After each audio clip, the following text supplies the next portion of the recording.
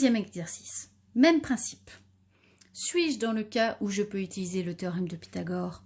Oui. Oui, parce qu'ici, APF est un triangle rectangle en A.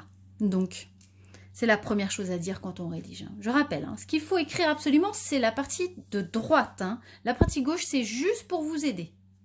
Donc, je commence par dire, dans le triangle PFA, rectangle en A, d'après le théorème de Pythagore.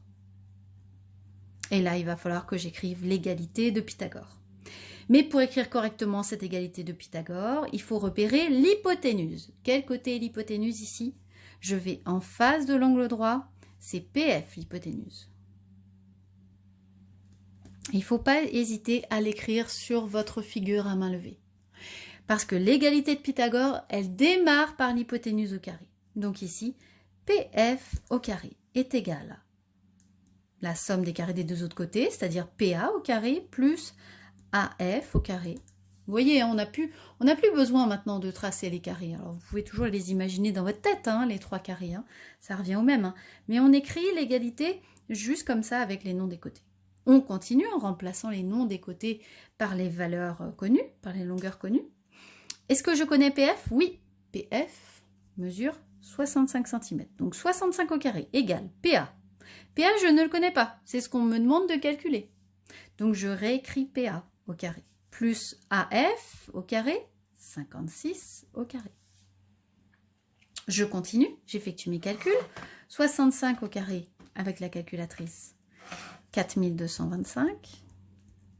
Ici, je réécris PA au carré. Plus 56 au carré. 56 au carré vaut 3136. Pour l'instant, tout va bien. Et là, ça commence un petit peu à se compliquer. Enfin, à se compliquer. Vous cherchez ça, là.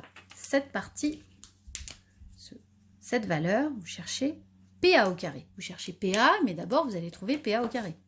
Ça revient à compléter une addition à trous. Et pour trouver ce qui manque dans l'addition à trous, il faut faire une soustraction. Pour trouver PA au carré, il faut que je fasse 4225 moins 3136. Et 4225 moins 3136, on trouve 1089. Voilà. PA, c'est le nombre dont le carré est égal à 1089. PA vaut donc la racine carrée de 1089. Là, bien sûr, encore, j'utilise ma calculatrice. Racine carrée de 1089. Et j'obtiens 33 cm. Alors, si jamais je n'avais pas eu de valeur décimale, on m'aurait demandé dans l'exercice de donner un arrondi. Pas de souci. Donc, vous voyez, dans certains cas, il ne faut pas toujours faire une addition. Ça dépend de ce qui nous manque. Ici, c'est le petit carré qui nous manque. Donc, il faut faire le grand moins le moyen. Ce n'est pas la même chose que dans l'exercice 1, où là, il nous manquait la plus grande longueur.